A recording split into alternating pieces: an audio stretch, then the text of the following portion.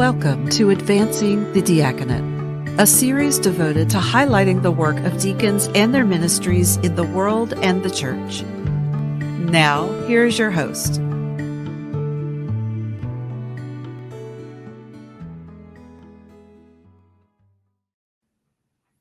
And hello again, everyone. I'm Deacon John Ray with the Episcopal Diocese of Atlanta, another edition of Advancing the Diaconate, and I'm delighted to welcome Deacon Jon Owens with us. He is in the Diocese of California. John, welcome. Thank you. Thank you. My pleasure being here. Hey, it's great to have you here. So give us a little background on you and your journey. Give us an introduction to Jon Owens.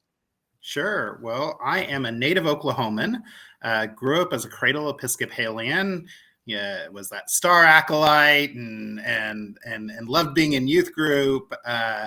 When I was discerning ministry right after I got chances to do many different types of internships throughout the church, including going and being a summer intern at Smoky Mary's or St. Mary the Virgin Times Square. And then I went off and joined the Episcopal Service Corps in Omaha, Nebraska, and stayed in Nebraska for 2 years. I did my 4 units of clinical pastoral education and then came to California. Originally, I was in Nebraska discerning the priesthood process, and they had sent me off to CDSP, which is how I ended up in California.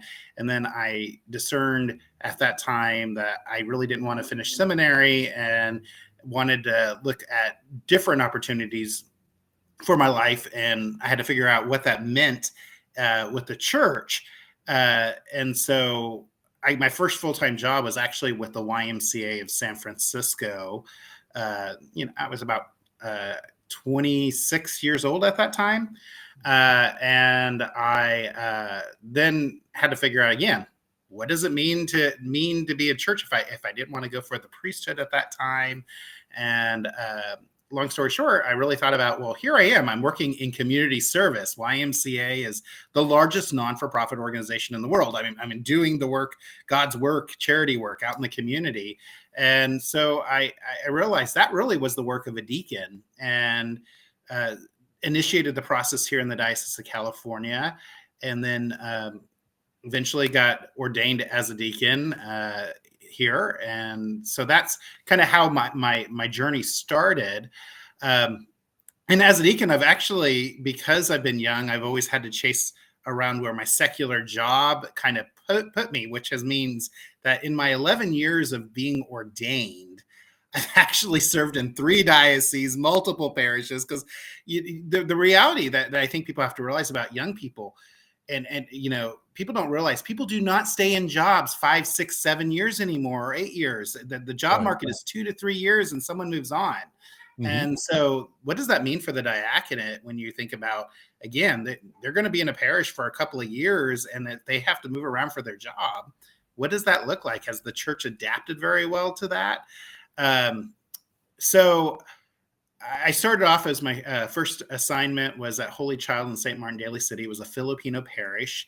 I served as the youth minister there because I realized they had a lot of youth and it was a mission and they had no money to pay a youth minister. So I was like, someone needs to be cultivating this, because a lot of Episcopal churches would be killing to have this many kids on a Sunday. And I mean, if I got them all in force, I had 40 kids. And this is a small mission. Wow. I would have an average Sunday attendance of about 60 people. Wow. So I had, from one of the smallest churches, I had one of the biggest youth groups. So I did that. And then again, I was working for the YMCA, but then Great Recession happened. And then I moved with the Y to St. Petersburg, Florida. And so I was serving in the Diocese of Southwest Florida. And there I was at a program-sized parish my main role there was I helped foster the outreach committee, but I also worked creating a 20s, 30s ministry program to encourage, again, young adults, especially those who don't have children, because a lot of people don't realize 20s and 30s with children and 20s and 30s without children are really two totally different demographics. They don't really mix as much as people think they do. Right. And so we created a pub theology. We'd meet up at a local bar once a week, and we would have a spiritual topic to discuss, and then we would basically play trivia. And we had a pretty kick-ass team for trivia. Mm-hmm. Then I ended up getting transferred with the Y again and moved to Fort Lauderdale area. So as I was working for the YMCA, I served as deacon at All Saints Episcopal Church in Fort Lauderdale. And there I helped with outreach, and I was on in each parish. I was on the preaching rotation and served in any way I can. I headed up the lay Eucharistic visitor program. But, I always considered my biggest outreach in the work that I was doing at the Y. And then eventually that transitioned into government work, where I was working in parks and recreation, running sports leagues. And then I had a kind of a different kind of calling that kind of happened. After that, I discerned that I really got tired as a deacon using up all my vacation time to go to church conferences. I actually, in 2019, I used 3.5 weeks vacation to go to church conferences. Wow. And I said, this is way too much church conferencing. I want my vacation to be my vacation. So I said, maybe I just need to go work for the church full time, so this stuff becomes a part of my work, actually. Mm. So I took a chance and I started applying for jobs within the Episcopal Church, and I became a full-time associate in Oakland, California at St. John's. Associate for Ministry Development was my title. And my job there was really working on congregational growth and development and showing that churches can grow during this time, even no matter what happened. And of course, COVID happened. So a lot of my job was to help transition that church to be able to face COVID and make sure you had all the technological advances and ways to stay and communicate. And I will tell you, that church has weathered the COVID pretty well, and probably better than many churches. But it was about strategic vision. And so once I finished that up last year. I've taken over as a deacon solo. There's no priest at this church. St. Albans here in Albany, California, where I'm basically doing pastoral care work. So I've had a kind of a wide array. I've taught faculty at various deacon schools, and so yeah, that's a little bit about me. Wow, I'm tired just listening to all that, John. You've been around, man. Well, I want to get back to that call for a moment, and that moment when you said, "Hey, the priesthood's not for me." But you're still feeling the tug into some sort of ministry. What was going on with you at that moment, and what that time in your life, and how did I know you talked about you had this job out in the world, and that was really about community service, but talk about how the diaconate really came onto your radar screen. Sure. Well, when you look at the vows, the vows of a deacon, the interpreting the needs of the world to the church, being out there, I have a very big heart for social justice issues and outreach, and using my gifts in those in that arena. And that's really the work of a deacon. Not that priests don't do that work, and sometimes deacons do priestly ministry in some ways. There's kind of some very big gray areas of what that looks like. But my heart at the time was very much out in the world, letting people know what's going on and how to get them involved in that work. So maybe my ministry wasn't completely in the church, and I think the church had to realize that, because I didn't have time. I had a full-time job. To take on another project, it could be a lot. but to realize that there is good work going on there when you're helping a second grader get better grades, or making sure there's a safe space for your child to be when you have to be at work, and realizing that we're cultivating them with leadership skills, with anything that helps develop them as a human being. That's the work of outreach. May not be quite as Jesus-y as some people would think in a church, but it is rooted in Christian principles.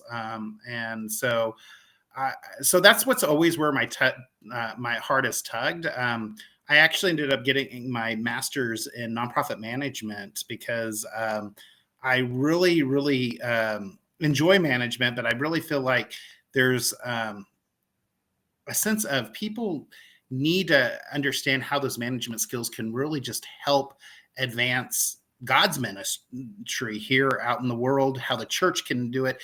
But the church isn't really run by a lot of managers per se. There are a lot of people with good hearts, but they don't necessarily know the processes and to make things happen. And so that's kind of where I've always felt like my bridge is to bring management skills back to the church and say, well, have you considered writing grants? Can I help you write that grant? Have you considered doing a different approach to the way you budget here at church? Have you actually looked at program development? And so that's how I've taken those nonprofit skills of being out in the community and what the nonprofit world has taught me, and bringing those back to the church for its own benefit.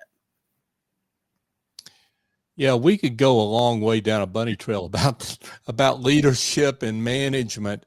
But one of the things that I noticed, I'm going to take one detour, and that is either you were or still are on the executive council for the Diocese of California. So speaking of leadership positions, that's right there where the big, some important decisions are made on behalf of the diocese. So what's having a deacon's voice in those discussions? Talk about what that means. And talk about what it would mean not to potentially have a deacon in the room. Yeah. Well, I actually finished my term December 31st. The way every diocese does it slightly different, but the way this diocese works is our executive council is a combination where there is a clergy person and a lay person elected each year for a 3-year term. And then each deanery can elect 2 people, 1 clergy max. They can do 2 lay people, or 1 clergy or lay person. So I came up through the ranks through my deanery. So basically the way they rotate the officer positions is that the vice chair typically becomes the chair, and they try to rotate again, clergy lay to kind of again balance the power. I will tell you, I was the first deacon in this diocese to hold that position. There have been deacons on executive council, and there have been deacons. Our diocese has been pretty progressive with deacons having big roles. We've had deacons on standing committee, and I think it's really important because I think deacons bring a unique perspective, because we tend to be people who have 1 foot in and 1 foot out. So we're again that bridge of understanding a little bit about the church side of things, but understanding the other side of things from maybe more of a perspective of people who are sitting in the pew, and kind of bringing that together. Plus, deacons, just by our virtue, we're a prophetic voice. We speak truth to power. And sometimes having those realistic conversations about, well, have we considered X, Y, and Z? I think it's really important because, again, deacons tend to have different priorities than, say, priests do. And so it tends, the conversation just develops a little bit different. And usually deacons have, again, a different type of skill set. Deacons are often, like just take up educationally. Not saying that either order couldn't have these skill sets, but both a deacon and priest both have pastoral care usually. But a priest is going to be trained very heavily in theology and who knows how much leadership development. But a deacon often will be trained in things like community organizing, and so they usually have the skill set to kind of really understand how to pull the crowds and try to get opinions to be able to kind of get a sense of maybe what the community is feeling or thinking beyond just the day-to-day stuff. Because again, they have a different perspective, that not just being filled with the room of just the people in their congregation, but hopefully they're looking at the whole needs of the whole community. Yeah, and you mentioned the prophetic voice, and that's that call that comes from within the church. But I mean, a man of your talent, leadership development skills and management skills, not to take advantage of that would seem like a waste. I mean, right? I mean, so you bring there are worldly skills you bring to that position, and really any position we're talking about within the church, that are extraordinarily valuable.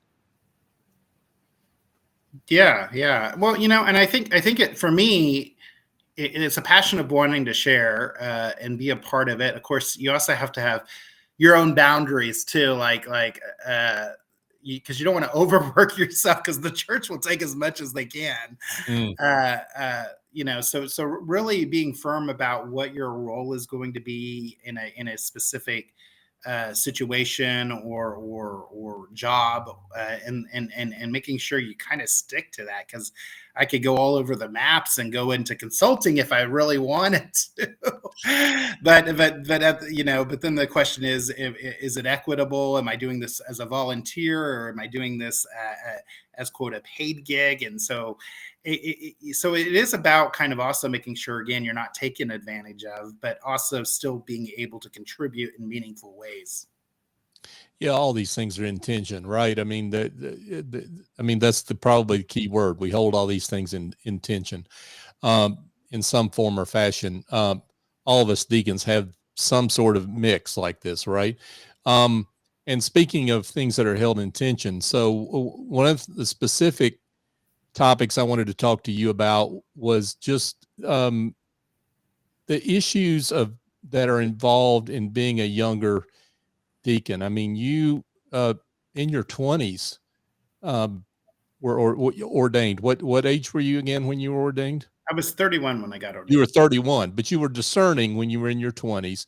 And as you mentioned, lots of job mobility, lots of things that go on in your career that affect your role as a deacon. So talk about some of those issues that you've dealt with. Sure. Well, I think every diocese has its different culture and different rules, and so and you start with the idea of canonical residency and what that means. I mean, I did not actually become canonical resident. I was licensed in Southwest Florida, but some of these dioceses, they only want rectors to transfer in. They don't transfer in deacons. And then you're sitting there going, but I don't live in that diocese. And why do I have to be a canonical resident of the diocese that I don't live in? It doesn't make very much sense. And I think a lot of it's holdover from the olden days when they used to continue to pay pensions and healthcare benefits after retirement. So they didn't want you to be a burden on the rolls, but we haven't updated our processes yet. So when I got to Southeast Florida, I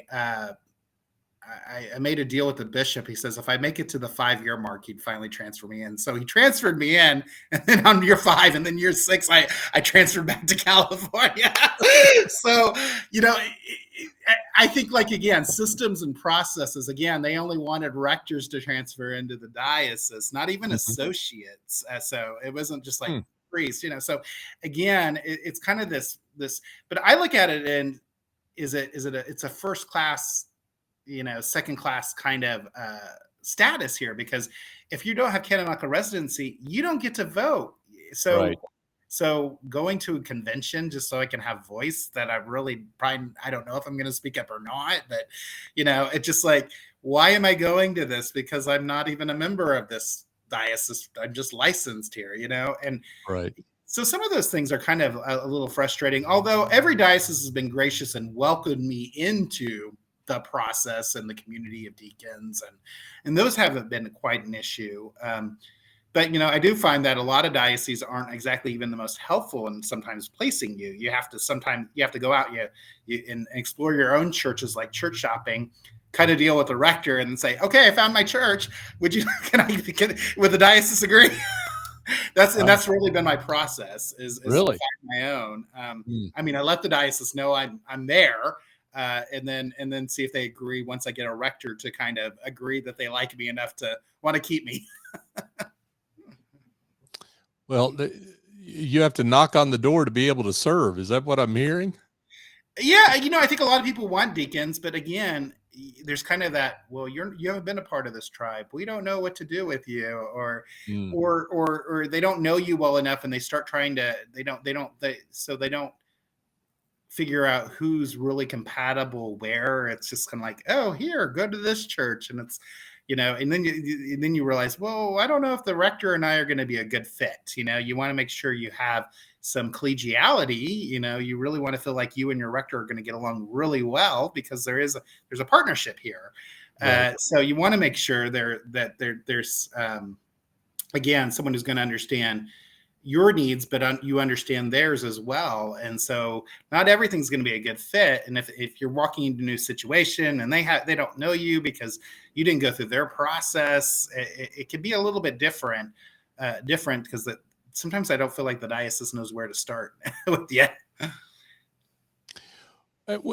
To what degree, John, or is the problem, and I'm just asking, I mean, I don't know, but to what degree is the problem that some in the church just can't get their heads wrapped around what may be in their own minds kind of a contradiction between younger and deacon in the same sentence? I mean, they've got this mental picture of a deacon, right?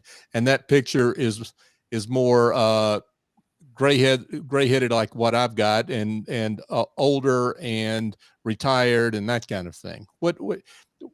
How does that play into all this we're talking about?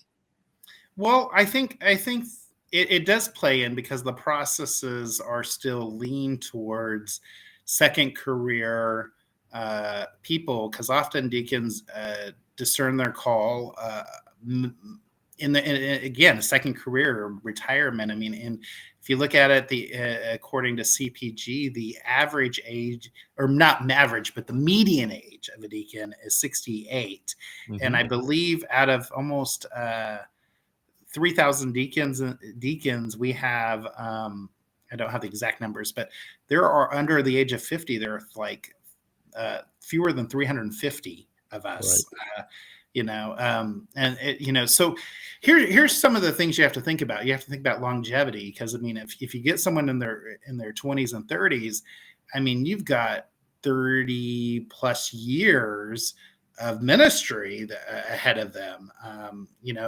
I'm 42, and if mandatory retirement's 72, I still have 30 more years to go before I'm required to retire as a deacon. So that's longevity. But at the same time, if I'm not a second career, everything has to be geared towards, obviously, what's paying my bills. And so that leans it, and it would be even more enhanced if I was a deacon that was married and had children. I mean, I couldn't imagine, because again, that's more time that you have to dedicate, because you have a family to take care of, playing soccer mom or dad or whatever. And so that takes up a lot of time outside of your paid job. And then you have to throw in, and normal deacon letter of agreements are usually 6 to 8 hours. Well, if you think about it, 8 hours is technically a quarter-time position. A lot of people don't think about that. If you're required to work, even if it's volunteer, the church is asking you to be at least a quarter-time employee. Think about that. So some people, when you add it all up, it's actually a lot of hours. If you were to add that up annually of what you're doing for the church, and so it's just a matter of how do you balance that? How do you balance that again, and do your letters of agreement match up with, I don't know, your secular stuff? For example, we say you have this much time off, but if you're not paid, is this adequate? Does it match exactly what you're doing in your secular? So, I've always used it's loosely, but if you're not paying me, it's pretty much what I need it to be. That's kind of how I've always cultivated it.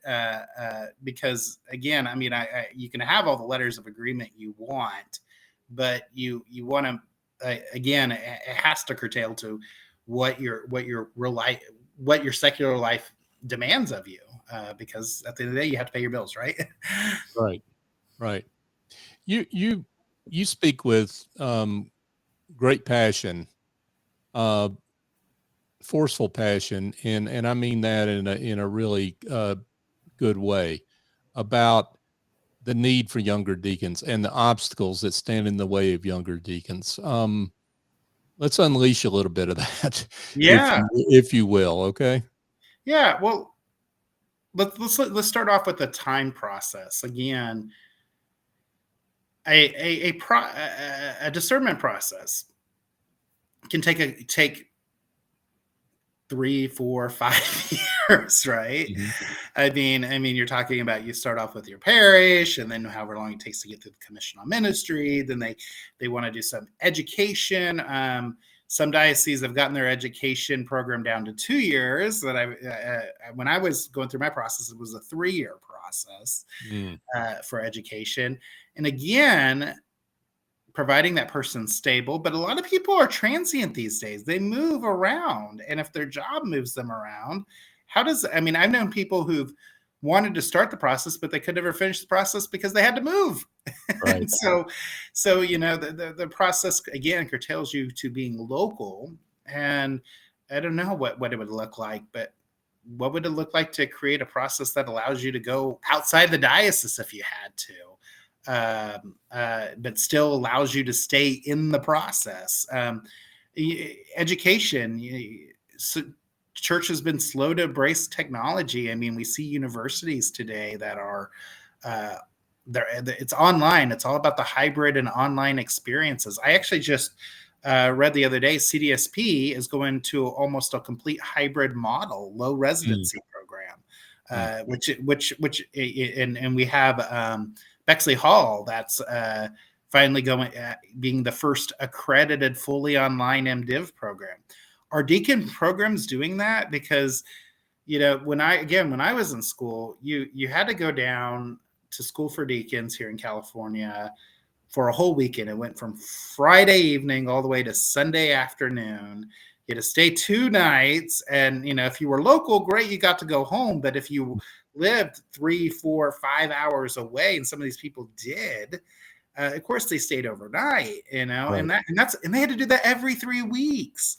Now, granted, they've changed the process a little bit, but what do people need? Again, travel time, understanding that you're asking people to give up how many weekends and stuff like that. Is there is there something that could be done online?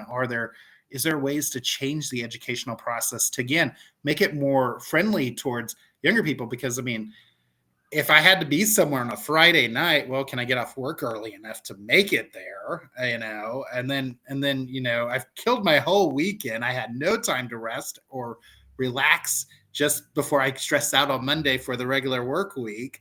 So I know a lot of deacons who are teachers, for example. I'm just trying to think.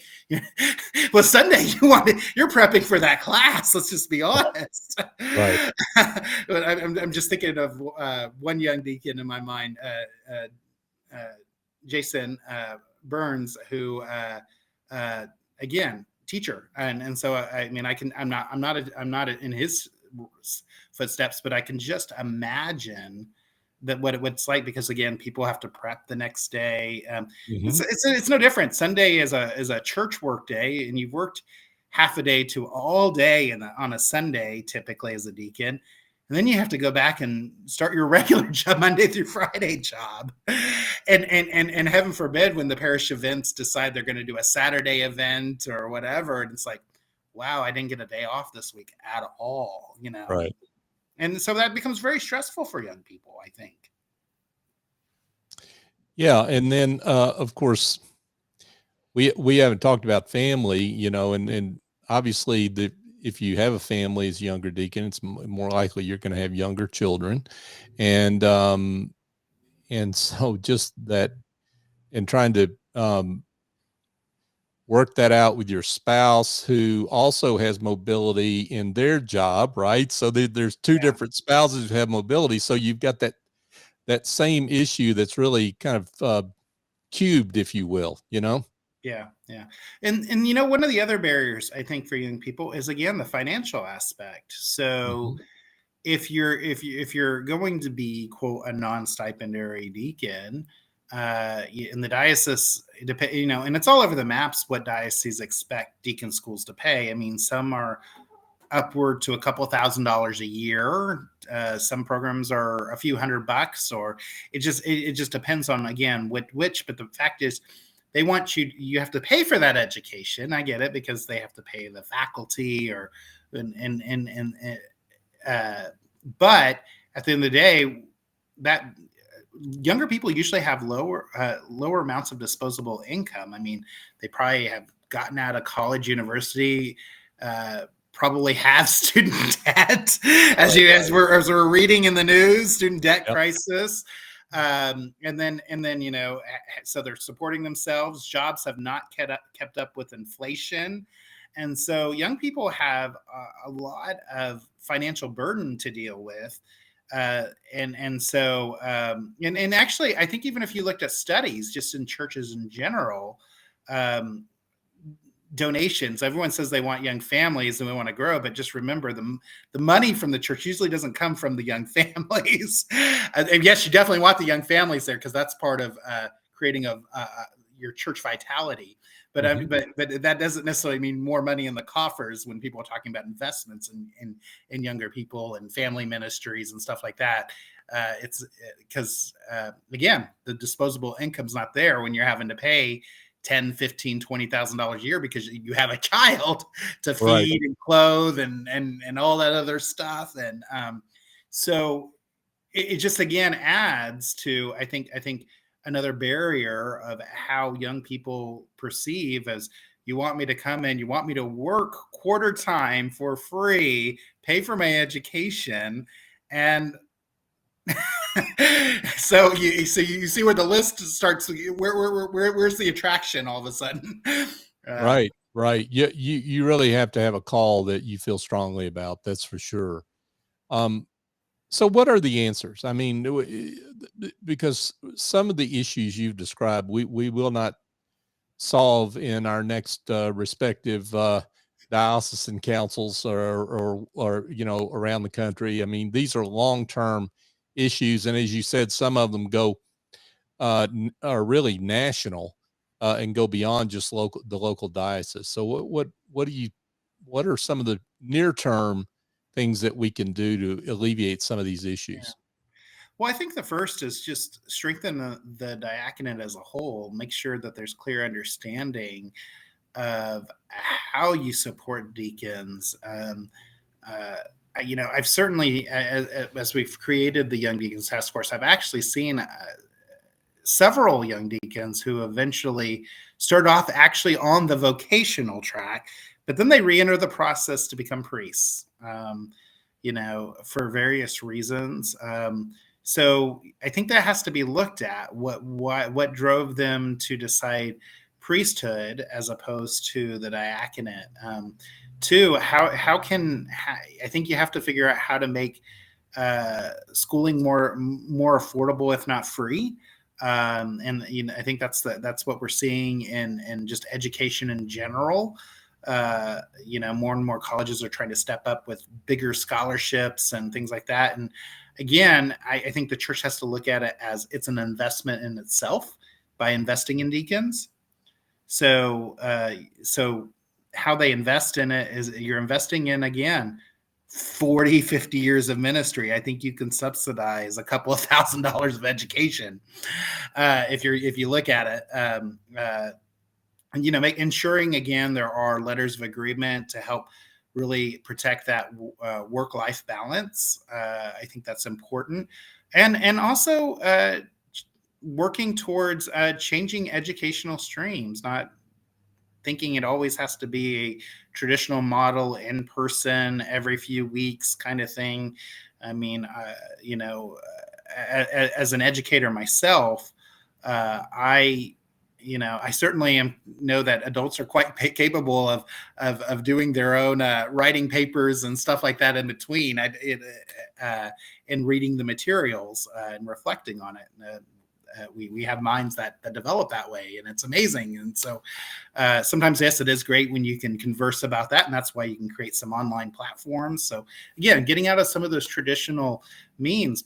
And then I think there are several dioceses now that have stepped up, helping stipend deacons so they have equal opportunities that allow, like going to Credo and just being able to cover some of the basic things that kind of help would help encourage people to want to be a deacon, not necessarily saying you have to hire one full time. But I also think that the church, when they say that it's a full and equal order, I do think that more deacons need to be considered for full-time positions too. I will tell you, as someone who's worked full-time in a church and has certainly seen the job market, there's been many a times where it comes down to, I'm the finalist in a position, and the other finalist is a priest. Who do they go for?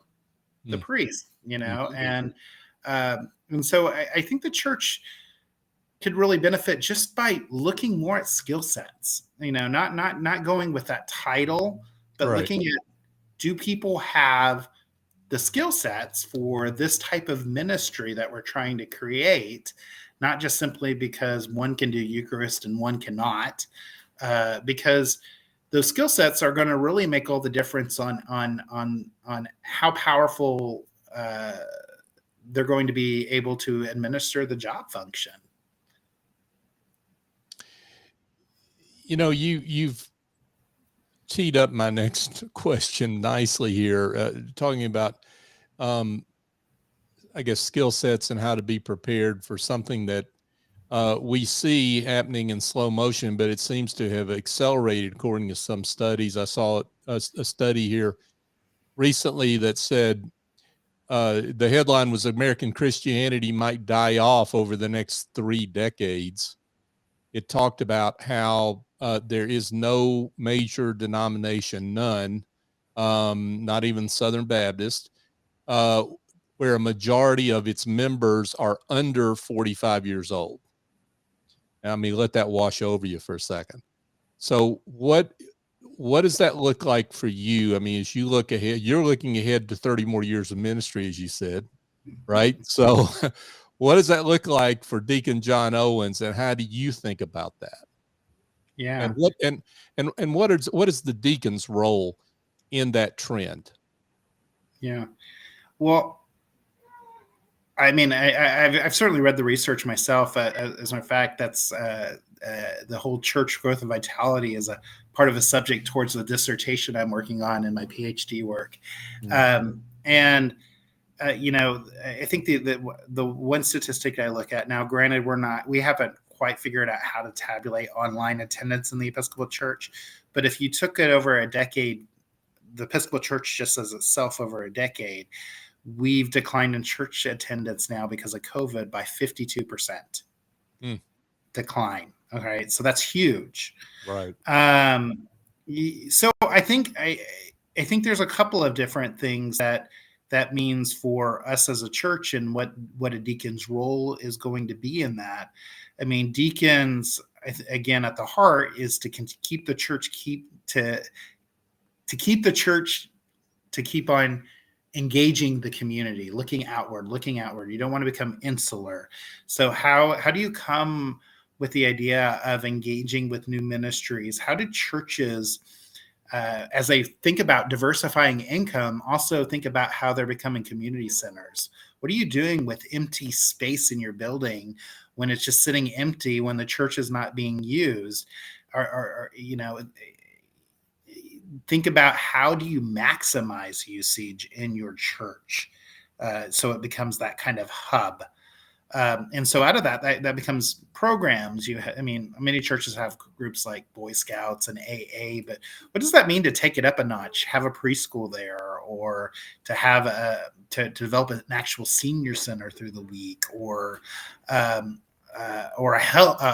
free health clinic, or I don't know. There's a lot of different avenues to think about how you could be using those rooms Monday through Friday, morning, evening, and evening, afternoons. And so again, the deacon can be there in that conversation, knowing what the community needs, assessing those kind of things. Also, when you talk about younger people, there are studies that will show when you have younger clergy, you drive younger people into a church. Again, there's kind of that affinity-based thing. People like to be around people their own age. And so, it's really hard. Well, people always say, again, churches want to say they want family ministries and they have no families. Well, you need some families to have families want to come, because again, people want their children to interact with other children and that whole kind of mentality. So getting younger people in the door is to your advantage, because younger people a lot of times will want to flock, to those younger people in leadership. Studies show, again, the average age a lot of times of a congregation will be within 10 years up or down from whoever's in leadership of your church. So encouraging young can help spur younger growth, I believe. I think the whole conundrum churches is some of them have resigned and they haven't thought about new ways. I'm not really ready to throw in the towel per se and say that a church has to die. I just saying you have to do something different, because people are not seeing you as relevant right now. So Right. How do you become relevant to the community? Well, it seems to me that part of the issue here is that we're talking about Christianity as if it's an industry, and I guess for some it is, but that's different than Jesus. Right? Jesus is not going anywhere. This just in, right? So, and I think it seems to me deacons have a unique role in bringing Jesus to the world. Talk about that. Yeah. Well, I think that's a big thing that we need to start really talking about in the church. Bishop Curry says, wants to keep using the word Jesus movement. And you don't know how many times it's like in the Episcopal Church, sometimes I feel like we shy away from the word Jesus, and I don't know why, but it drives me nuts. Like, I have sat through sermons where I didn't hear the priest say the word Jesus once in the sermon. And I'm like, What are we here for? What's the basic premise of what we're doing? And I think there are a lot of people that really want to know more about the life of Jesus. They want to be transformed by who he was. And I do believe it's about helping cultivate people with having a relationship with Christ. And I think we tend to shy away from that. Again, even as deacons, we can fall in the trap. We're out there doing good works, but we don't. But I've heard too many people try to use the words like, Well, St. Francis says, go and preach the gospel, and if necessary, use words. Well, yeah, but sometimes you have to help people understand the why. And that that does have to come from words, you know? I mean, I can give someone a sandwich, but it also helps them. I mean, maybe they feel a little sense of gratitude, but they also need that hope. And to me, Jesus gives hope, and Jesus gives love, and so helping people understand the good news and what the good news actually is important for us to be sharing. And I think when we're not doing that, I think we're essentially shying away from the mission of the church. And when we shy away from the mission, that's what leads to decline, because people don't understand what our relevance is. I mean, if we say, for example, well, we made 250 lunches, I mean, that's great. We're feeding the hungry, but I can go and volunteer at the soup kitchen down the road. I don't and serve just as many without going to church on a Sunday. I can go work at any nonprofit and do probably the same amount, if not more, social services for the community than any church is ever going to produce. So without the message of Jesus, I think the church is really lost at what is its mission. And so I think that's where we really have to base it on, because I think there are a lot of people that are hungering for this. And we just, and as deacons, that's our job. Our job is to go and tell the good news. And that's part of proclaiming the gospel. Yeah. And these words that you and I grew up with in the church, you know, whether it's salvation, grace, these words that we know what that means, but a lot of young people do not know what any of that means, right? They do not come from that background, and an increasing and rapidly growing number. And so making that connection, as you talk about, between why we're out here doing the work in the world we're doing, it's because of Jesus and what Jesus has done for us, is vital. And if we're not doing that, it just is, I don't know if it makes any sense for us to do what we're doing. Absolutely. Because it's the very foundation. Yeah. Amen. Preach it, John. So let's shift gears here just a little bit as we kind of wind down here. You've been in a lot of different roles in your ministry over your time as a deacon. Talk about where God shows up for you. I mean, give me a parable or two about where you've seen God showing up in your ministry. Sure. Well, for me, you know, I mean, I probably feel the most connected when I feel the most connected with God with music. I mean, music is my strong rock. That's why I like going to church. I go to church because the music always inspires me. I can, you know, it's really funny. I can play church music when I'm even writing for school, and there's just something, it just takes me to another level that I just wouldn't get any other time. So that's where one way God shows up for me. But God also shows up to me in community. We as the church, we do the work of God, and so when I'm there in community, that's, you know, as we say, see the Christ in other people. That really does it for me. I really feel like when you have connection in a very deep way, not just an acquaintance way, when you're able to sit and pray with someone, when you're able to help them in their moments of need because they need someone to talk to, and people that are facing loneliness and anxiety out in the world, that is where I feel like God is using me to connect with other people. And I think it's a very powerful moment because there is a lot of angst out there. There's a lot of people that are just feeling a lot of different things, and just being able to relate with people and get and share in their journey, and let them know that they're not alone because God is with us all the time. That is, I think, very profound, and that's again part of sharing that good news, and that's where I see God. Yeah.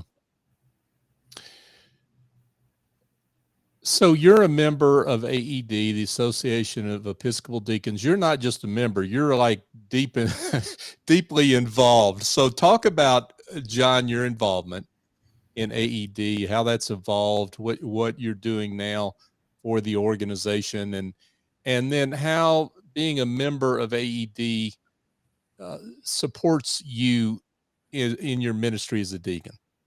Yeah. Well, they mentioned AED quite a bit when I was in school for deacons, and you should join. They try to encourage all the students to join. I didn't join. I was like, I'm already part of other professional organizations, and it's just one more thing on my plate, and I just didn't really give it any kind of thought. Was kind of happy in my nonprofit circles with the why, and so when I got to Florida, I got a call from the executive director at the time, who was tracking down all the young deacons across the country. And someone had mentioned, well, John's in Florida, and so they tried to convene us at a triennial conference. That year it was in Minneapolis. And it was the first time they were making a concerted effort to get all the deacons in one room that were young.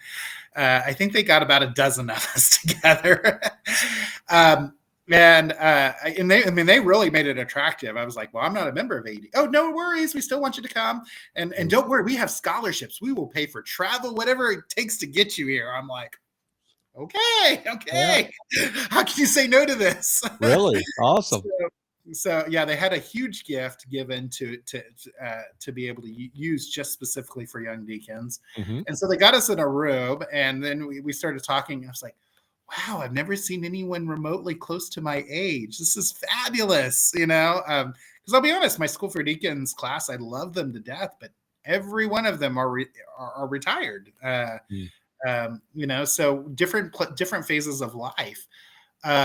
So it was really fabulous to find these people that I really shared in this joy of this ministry with, and yet we were all working full time and just shared a lot of great similar views. And so from there, AED launched the Young Deacons Task Force. So the first thing I did was I said, okay, I see value in this. So I actually joined AED at that point. They finally got you, huh? Finally got me. And then I joined the Young Deacons Task Force. I served on it for a couple of years. And then one of the young deacons rolled off because she was technically over the age threshold. So she transitioned. She became president of the AED board. And so from there, she asked me to join the board. And again, I continued to serve as the chair of the Young Deacons Task Force, where we basically were working on a website and some support, social media group around young deacons. And we also started trying to come up with ways that the church and diocese could tap into helping recruit deacons, because I think that's something churches, dioceses don't do a good job of. I mean, we say it's offered, but in today's society where people are headhunting for jobs and they're headhunters and they're active recruiters, I think the church needs to go out and actually do some recruiting itself, not just simply wait for someone to approach. But what does it mean? What would it mean to put a deacon pamphlet in everyone's hand that came to the diocesan convention about the diaconate? What would that look like? I haven't seen anyone do it yet, Right. So I mean, if you say you want deacons, you have to get the word out, promoting in everyday terms of marketing. So anyway, I joined. I did that, and then now I'm here. still on the board, and I'm also joining the Advancing the Diaconate campaign and trying to help fundraise. Yeah, absolutely. So, I mean, why is AED so important for deacons? Just on the whole, you mentioned the effort around younger deacons, but why is AED so important for deacons, and why should AED get someone's support? People that care about the diaconate and want to see it thrive, why should they support AED in your view? Well, I think it's important because, I mean, it helps really develop that community of deacons. The idea that, well, some dioceses, let's be honest, they may only have 3 or 4 deacons. They may not have 20 or 30. I mean, 20 or 30 is a huge number for many dioceses. So every diocese is dependent. And you can only do so much with it. But when you have critical mass, when you have a lot more people, you're able to pull together resources that help really develop certain communities. Like, you know, let's just say you have 20 deacons in a diocese. Does everyone have the exact same ministry? Is everyone in feeding ministry, or some people in jail ministry, or some people in doing hospital chaplaincy, or are they doing community organizing? What are they doing? I mean, there's all sorts of different avenues of ministry. Well, chances are there may not be a lot of people doing the exact same thing you're doing, but if you're in that bigger pool of deacons outside your diocese, you're able to find people that you can compare notes with, to develop best practices, to get someone who understands you for a change, because they're doing the exact same kind of ministry. They're not just deacons, but they're deacons sharing the same style of ministry as you. And just like me, like I didn't have a chance to ever know that there were younger people out there doing the same work I was doing, with full-time jobs. And so that to me was very powerful. So it's the idea of creating community, creating affinity groups, and being able to strengthen diaconate in that kind of way. So we raise together and support one another with our prophetic voice to the church and to the world. Amen. Wow. What a great conversation. Deacon Jon Owens, you're just a tremendous blessing to all of us that know you, and I know to more that are going to be introduced to you through this series. Thank you again for being with us. But before we let you go, if for those that would like to know more, would like to get in touch with you, maybe pick your brain, maybe there's some young deacons in formation out there that want to talk to you. Can they get in touch? And if so, how can they do that? Absolutely. They feel free to get in touch with me. My email is Owens, OWENSJ 2016 @fau.edu. And that's usually the best way to get a hold of me, and happy to chat. Terrific. Deacon Jon Owens, the Diocese of California. John, thank you so much for your ministry, your work, your life, your example. We appreciate you. We're grateful for you. My pleasure. Have a good day. Thank you. And folks, this series, Advancing the Diaconate, is a joint endeavor of the Association for Episcopal Deacons, AED, and the Fund for the Diaconate. This series is devoted to highlighting the work of deacons and their ministries in the world and in the church. And it's also part of a fundraising campaign, as John mentioned, to support deacons in their work. So if you'd like to learn more on how to support deacons and those they serve, go to episcopaldeacons.org. That's the AED website. You can email campaign@episcopaldeacons.org. You can also email treasure@fundfordiaconate.org.